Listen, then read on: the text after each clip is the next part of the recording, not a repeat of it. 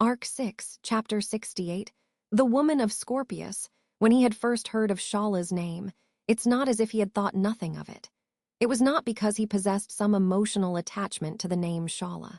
It was because Subaru had memories of that word.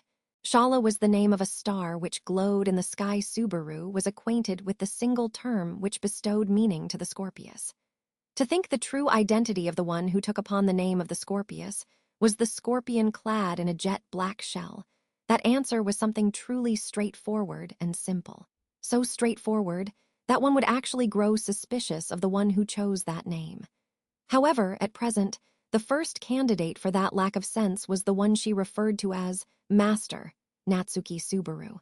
The problem here was how unlikely it was that Subaru got the chance to bestow her with that name regardless of the presence or absence of his memories, and how they had no leeway to confirm that right now. Before his eyes, the tag team of Emilia and Ram continued their fierce battle with the Sin Archbishop of Gluttony, Louis Arneb. Interposing in the space of that battlefield, in the interior of the aisle, the jet-black Titanic Scorpion let out a fiendish sound by clanking its huge pincers, and stared towards them with deep red compound eyes. The ominous huge pincers had evolved for the purpose of slaughter, wielding such sharpness that gave rise to the conjecture that they possessed enough strength to easily cut apart bones or internal organs of the human body with a single clank of its edges. Red compound eyes, two ominous huge pincers, multiple legs supporting its large frame, a shell boasting the strength as that of an iron armor. All of them were symbols of refinement for the purpose of destruction and violence. The truth was its fighting strength did not contradict the sense of ferocity its outer appearance gave. Time and time again, Subaru had confirmed that with his very eyes through the conflict till now, through the world he had seen till now, rather, he had experienced its true feeling with his own body. Subaru, why? The moment that realization spouted within him, certain happenings of a previous loop appeared before Subaru. Driving away the brutal attack of the Titanic Scorpion, the moment they thought they had somehow managed to temporarily withdraw Subaru, and the others had bathed in the explosion caused by the parting gift of that evil beast, resulting in Beatrice and Echidna, the two of them being deprived of their lives. The intolerable rage he felt back then was something he was incapable of forgetting. The wrath he embraced directed resentment towards the powerlessness of his own self, and at the same time, he also had that rage pinning down the Titanic Scorpion who had been behind that slaughter. The subject of that wrath, the Titanic Scorpion, its true identity had been of one who was supposed to be his comrade, Shala. Now that he knew that, what occupied Subaru's mind was merely violent emotion with no place to belong accompanied with suspicion. Why had Shala taken the form of the Titanic Scorpion? Why was Shala attacking Subaru and the others and trying to kill them? Why did Shala reveal her true nature at this stage of the game and was interrupting in between the battle? Why, Beatrice? Subaru, calm down, in fact. First, take deep breaths, I suppose. Subaru was tormented by such thoughts after greeting such shocking truths. Softly calling Subaru's name who was in that state and restoring him back to sanity was Beatrice, standing next to him. With his hand grasped by her tiny palm, Subaru noticed for the first time that he had forgotten to even breathe. Abiding by the command, Subaru slowly inhaled deeply, then exhaled. And Beatrice. Keep it up, in fact. Is it true that that thing is Shala? At Beatrice's question, once again, Subaru affirmed to himself. Corleonis, though the authority, a characteristic unique to him, had just blossomed within him, and he had only recently managed to get a grasp on it. It conveyed the whereabouts of his comrades to Subaru and took over the inferiorities in the physical form of allies. That alone was unquestionable. Henceforth, Subaru could vaguely catch onto the locations of all his comrades within the tower: Emilia, Ram, Beatrice, Julius, Meili, and Echidna. And that faint, warm sensation he could feel from those comrades of his, he could feel the same from the Titanic Scorpion. If the relative positions of all his comrades within the towers were to be considered, no other candidate came to mind. Henceforth, that Titanic Scorpion was unmistakably Subaru. It's Shala for sure. I don't know why, but She's turned into a huge scorpion, Beatrice. It is true that she was a girl with an uncertain true identity in the first place, in fact. That true identity, being that of a slightly big bug, isn't even worthy of astonishment, I suppose. Subaru. Amazy NG courage you have. Asserting the scorpion to be a mere bug, Beatrice warded it off with not the ability to comprehend, but the ability to respond to the call. Coiling his tongue at that approach of coping with the situation, Subaru at that moment glared at the titanic scorpion for once. Red compound eyes with the aim of their gaze unknown, stabbed by the scowl coming from the opposite direction. Subaru. How about you give some answers? Your true identity has been uncovered already, you bastard. Subaru. Making excuses or flicking your tongue before the prey. There must be something you have to do. Hick. When he raised his harsh voice, he felt his head ache with the weight of the atmosphere and inferior physical form. However, Subaru ignored that pain and sought a response from the titanic scorpion. However, the titanic scorpion, maintaining its outward appearance which suggested its inability of will and communication, never even once tried to respond. Subaru. Are you not going to make a single excuse? Murmuring powerlessly, Subaru thought while fighting his urge to vomit. Just like the memories he had recalled earlier, Subaru had been made to taste hardships time and time again by this titanic scorpion. With unruly naivete, the one who had continued to show her courtesy and affection to Subaru without ever attempting to conceal it. Shala having gotten cheated by her, deceived by her, that truth piercingly stabbed through his chest. How her smile, her words, her attitude, anything and everything had been made up fakes. How she had deceived Subaru and others and had been a traitor. Subaru. No. Traitor, sadly expressing that notation, Subaru stiffened his cheeks with a dicey sense of unease. Shala betrayed them. That thought itself was a conclusion which could not be helped considering the existing situation. However, whether or not everything relating to Shala had truly been fiction had room for argument. Of course, it is plausible that all of Shala's words and deeds till now had been acting, and that her smile, bonding, anything and everything were all just swindles for deceiving them. It was plausible, but for what? Had she intended to crawl into Subaru, and the rest's trust through her acting, her intentions would pose her as an opponent to Subaru and the rest. However, had Shala aimed for that, she must have obtained chances to chop off their sleeping heads time and time again, even without having to do something like diving into the battle at this stage of the game. Precisely that, whilst she crawled into gaining such deep trust from Subaru and the others, she must have had infinite chances to slowly and secretly poison them as well. Missing those chances, why did she unconceal her betrayal now? That could never be a completely rational enemy. Going out of her way and putting up a dubious pretense and becoming a comrade for Subaru and the others, what could be the point of all that? Listening to Subaru's requests and even cooperating in stopping Meili, displaying hyper magic against the hordes of witch beasts from the balcony, it was unknown what meaning all that held. None of it made any sense, did it? Subaru.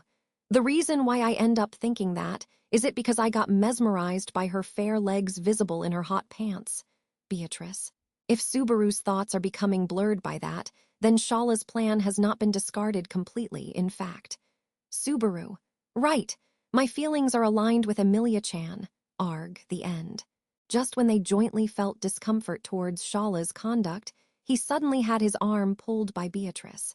It was not objection, but an action of overbearing extrication.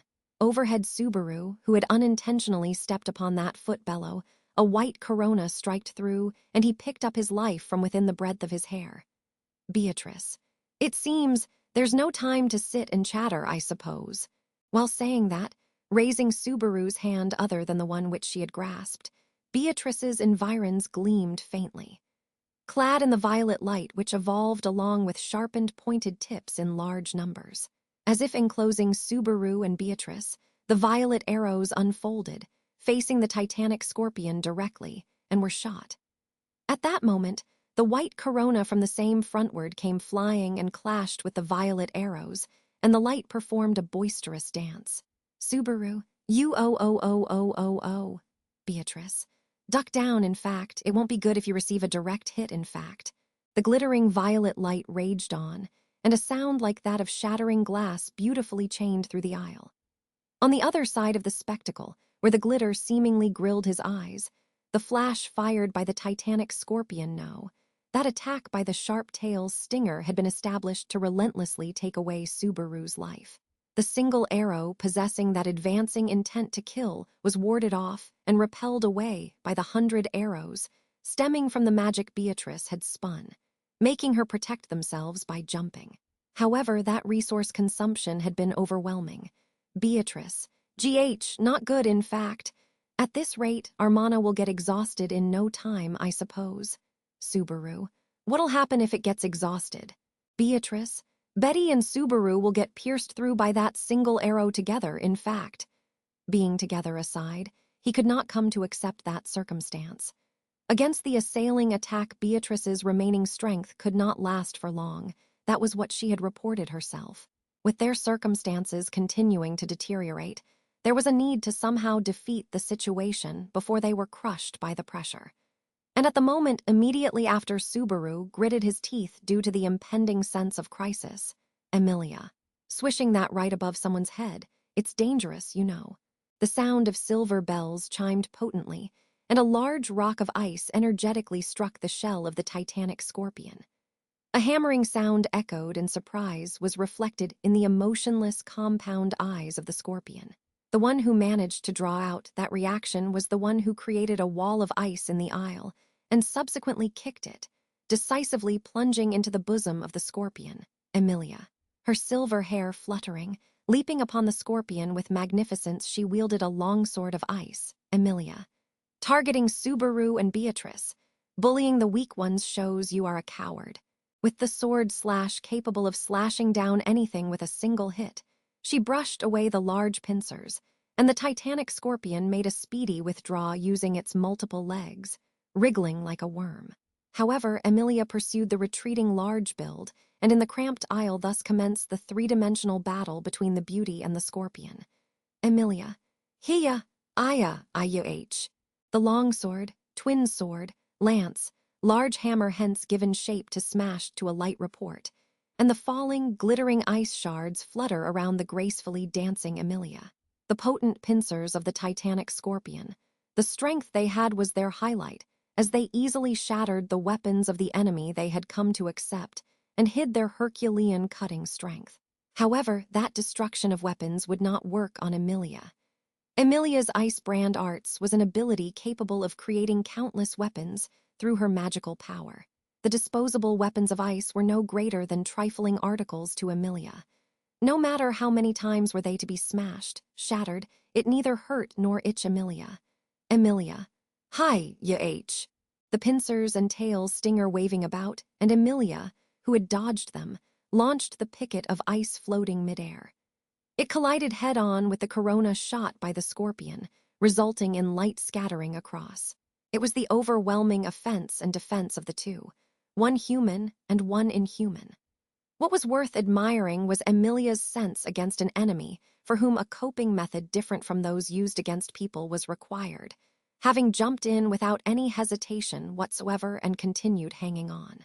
For Emilia, who readily took upon an instinctive battle style, the form and shape of the enemy were not absolute. Not by piling up strict disciplining, but the greater than sufficient battle sense within her body told her of her enemy.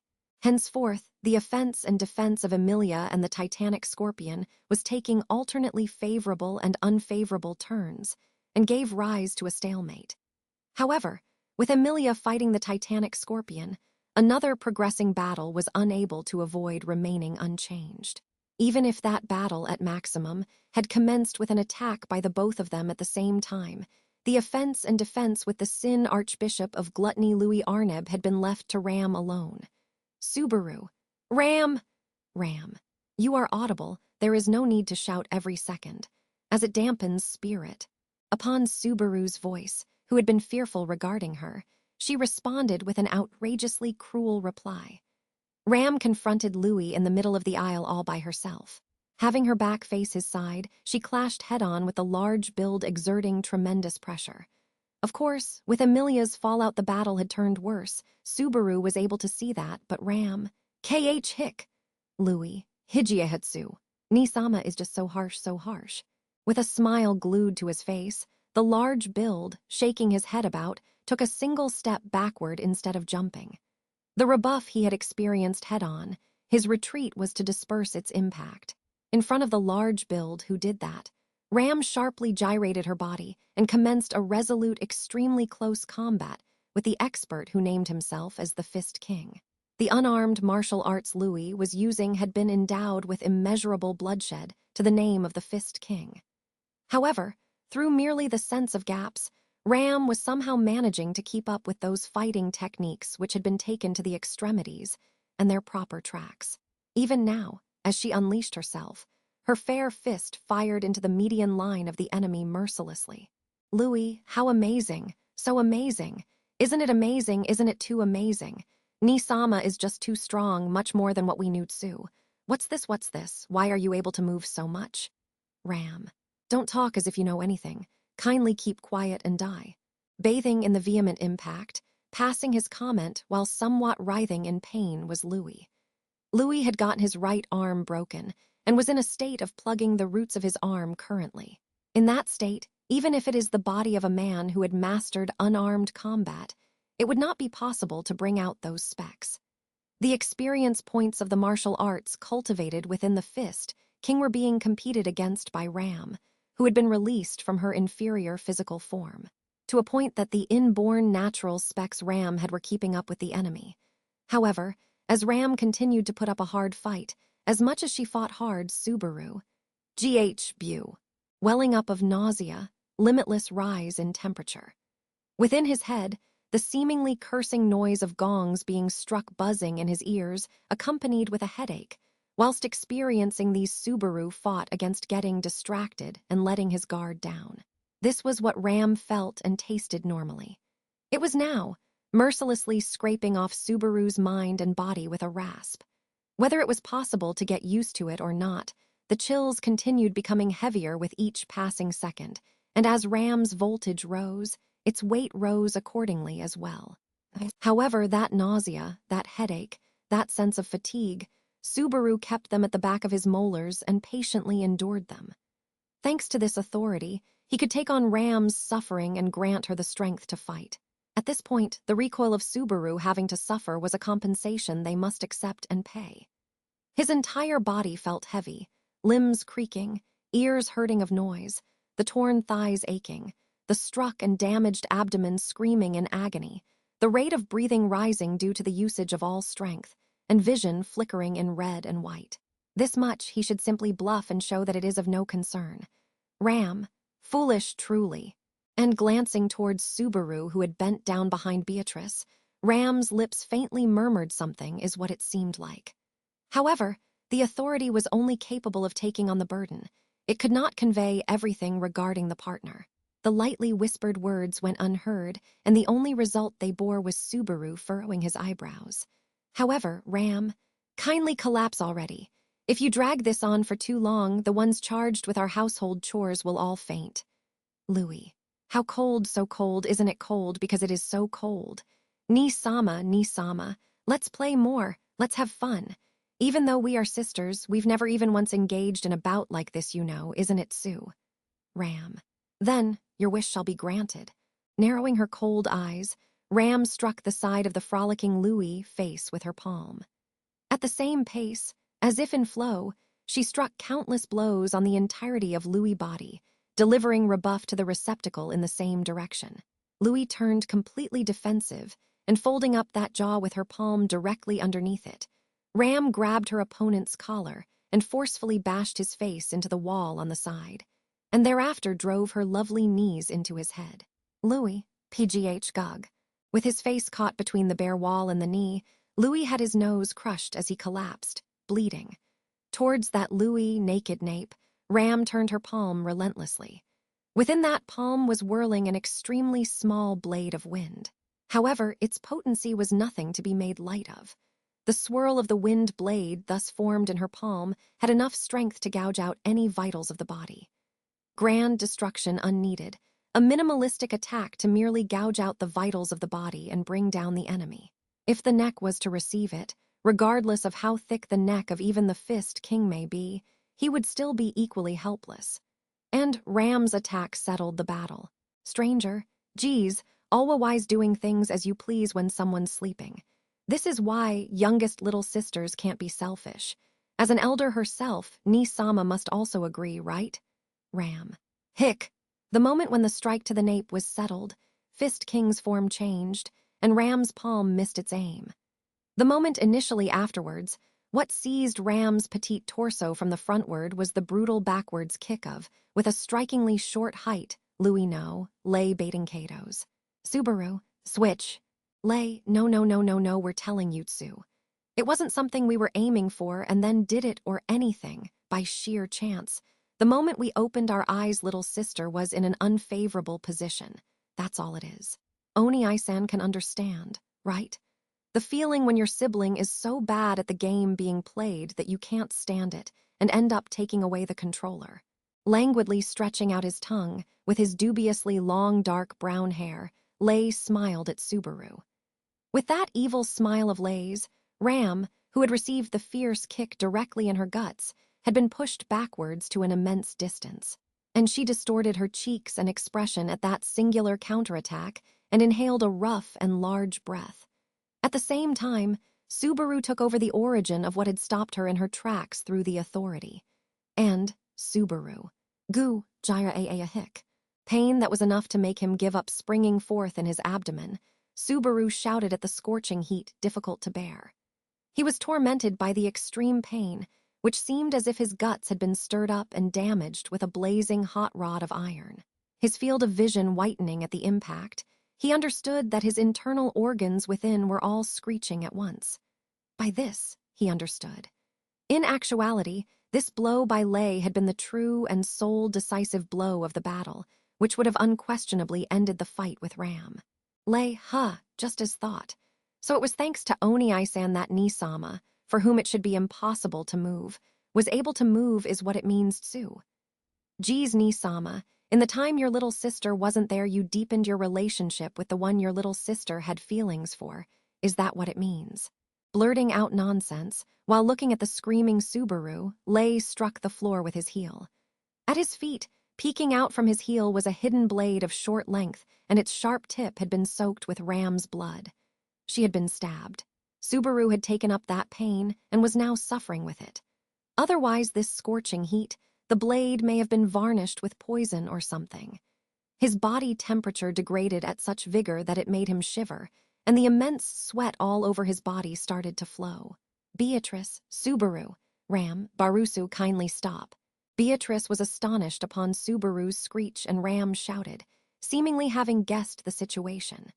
Stabbed, the wound in the abdomen letting out massive amounts of blood from the guts. It was natural to feel malaise if by the loss of blood, it still had no effect on movement. However, Subaru desperately shook his head. He could not return this agony to Ram. The moment he would return it, Ram would be rendered immobile. It was an obvious flow. It is best if their pain settles upon Subaru. If that were to be done, everyone would still be able to continue without losing. He must assist those who were fighting. Subaru, not yet. Ram, Beatrice-sama, kindly take Barusu and stand back. He is only an obstruction. At Subaru's condition, who had his voice seem like incoherent murmuring, Ram prompted her quick judgment.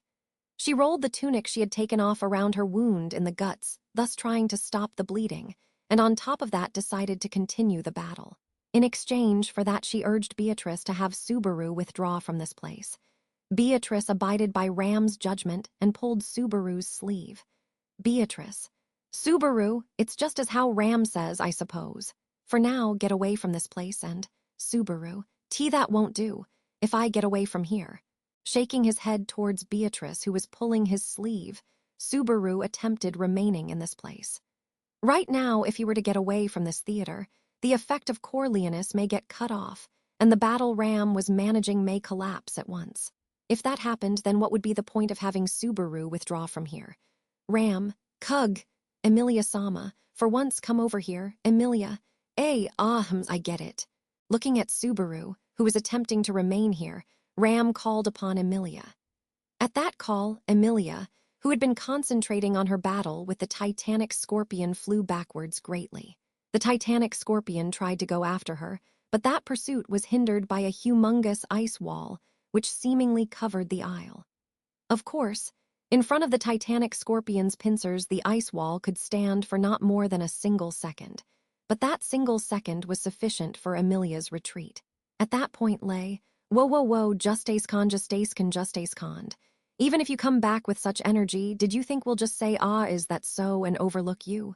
Ram, keep quiet. Lay, whoops. Lay, slurping on his tongue, swung his dagger towards the retreating Emilia's back. Ram, closing in with a low stance, brushed it away energetically by sweeping it with her legs. And Emilia flew overhead of Lay, whose attack had been overturned as if jumping over a hurdle. The result of that, as Lay stood in the aisle, Shala. Bishian! Lay, chahahatsu. Well, aren't you doing it, Sue? The Titanic Scorpion, trying to pursue Emilia, viciously clashed with Lay, who had been left alone in the theater. Though the compound eyes of the Titanic Scorpion were originally turned towards Subaru, even still, there was no way it could simply ignore the one standing in between as an obstruction and be able to pass freely. The pincers of the Titanic Scorpion swung, and Lay warded them off with a miraculous technique of the blade with his daggers. Though the brittle blades seemed that they would get shattered easily by a single strike, Lay's ability was able to do that extremely easily. At the same pace, glancing backwards, seeing as how the enemy collided with the enemy, Ram. Emilia-sama, take Barusu. Emilia, leave it to me. Hearing Ram's shout as she dashed from the aisle, Emilia held the crouching Subaru in her arms like a baby. Shouldered by Emilia's slender arms, Subaru gave rise to a surprised voice saying, whoa. But Emilia, I'm sorry, stay put for a second, okay? Subaru, to be carried by a girl, my pride got hurt. Ram, there's no way there's any pride even left to be hurt at this point. Kindly stay put and get treated like luggage. Emilia's speed did not decrease even slightly whilst shouldering Subaru, who had blurted such thoughtless comments. Behind them unfolded the clash between Lay and the Titanic Scorpion, and regardless of what the conclusion of it should become, the two would surely be obstructing each other's way for some time for the moment. With that being said, Beatrice, Shala must be aiming for Subaru, in fact. The direction in which if you take your eyes off and lose sight of where it may come from is dangerous, I suppose. Ram, that is the problem, Beatrice-sama. Is that thing really Shala? Running alongside Emilia, who was shouldering Subaru, Ram and Beatrice exchanged thoughts on the situation. What Ram had asked demanded confirmation of what Subaru had previously convicted. Hearing that, Beatrice gave a sidelong glance to Subaru and nodded. Beatrice, that is what Subaru believes, in fact. That attack of firing light also coincides, I suppose. Ram, the attack seen from the balcony or during the time of exiting the sand, is it? Hearing Beatrice's analysis, Ram furrowed her eyebrows. She then glanced towards Subaru, speaking to Subaru, who was being carried Emilia's arms. Ram, Barusu, whatever you are doing, disconnect it. At that pace. Subaru, let me guess, I won't be able to endure it. I'll say this, I'm a man, you know. Enduring and being patient is the special right of us men. Ram, quite a thing to say after being in such a tattered state and being carried by Emilia-sama. Subaru, you goo. At Ram's words, he was unable to voice even properly. The truth is, due to the effect of taking over Ram's inferior physical form, ignoring his spirit, even breathing was painful for him. The burden increased each passing second, and the exhaustion felt as if it were some curse that would eat away his life. At the strong act being put up by that Subaru, Emilia whispered, as I thought, Emilia, Subaru, you're doing something, right? Midway through, my body also became Ray Ally Light, and the parts where I was damaged and wounded didn't hurt either. Beatrice, in case you are having Subaru push himself. Beatrice, it's not Betty, in fact. This is what Subaru is doing by himself. Through an authority, I suppose. Even Betty wants to stop him if he can be stopped, in fact. Emilia. Authority? Against Emilia, who had offered her frank advice, Beatrice denied her involvement and made an astringent face. Emilia and Ram furrowed their eyebrows together in response to what she had pronounced. Calling it an authority, Beatrice gave the impression that she had an idea about the power Subaru was using. Ram. Beatrice-sama, what would be an authority? Beatrice? Something like the backwards compatibility of a divine protection, I suppose. Subaru is pushing himself quite a bit and using it, in fact. That is the cause behind Emilia and Ram's states as well, I suppose. Hearing that, Emilia inhaled while Ram sharpened her gaze. Though she was physically supposed to be fine, what dwelled in Ram's light crimson eyes was powerful rage. With such eyes, she glared at Subaru. Ram. Taking up Ram's burden as how you please, when did you become so admirable? Subaru.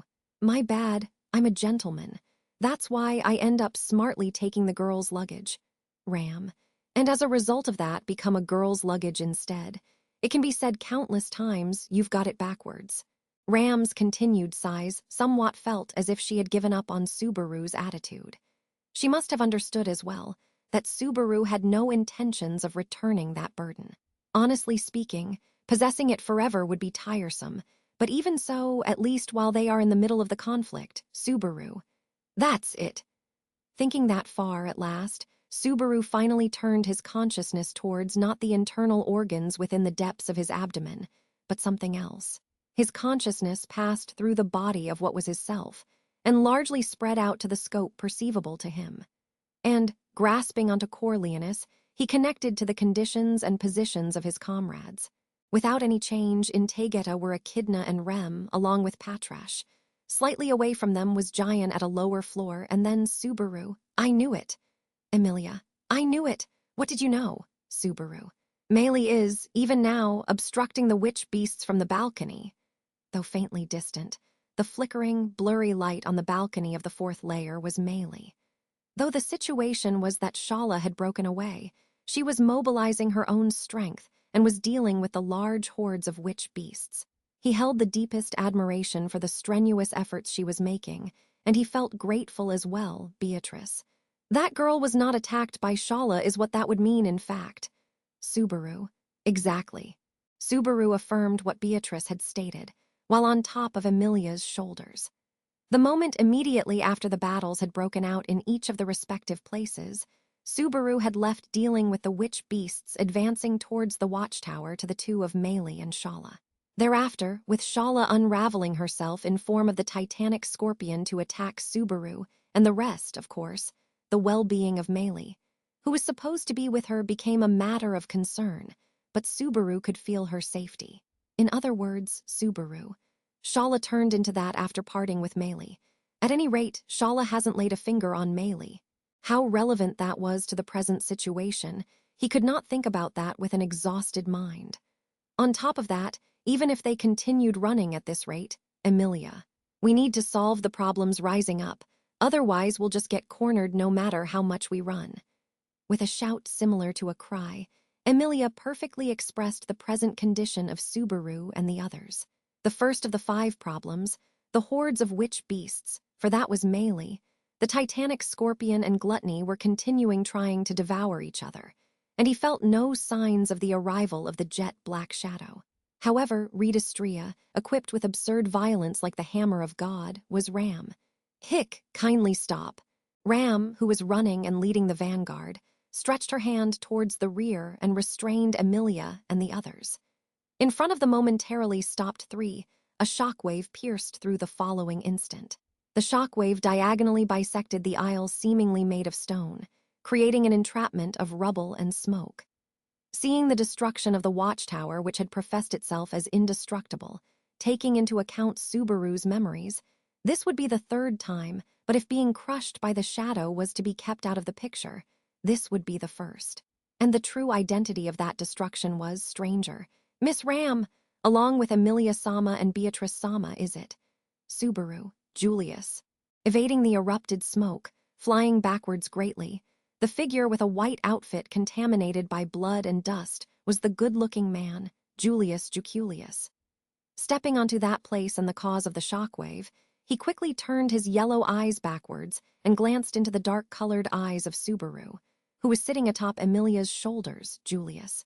Though I believe it has only been a few minutes since we parted ways, it seems you were damaged quite harshly, isn't it? Subaru. Shut up. For once, I'm unhurt. Julius. I do not see the cold sweat of an unhurt human, though. Julius closed a single eye at Subaru, who had a pallid face and blurted out rough words with a faint breath. Even he, who possessed good judgment, had not been able to understand the effects of the authority of Corleonus, as expected, and unfortunately, no longer remained any time for them to calm down and converse about it. Subaru. I'm begging you, please say you slashed Reed's throat. Julius.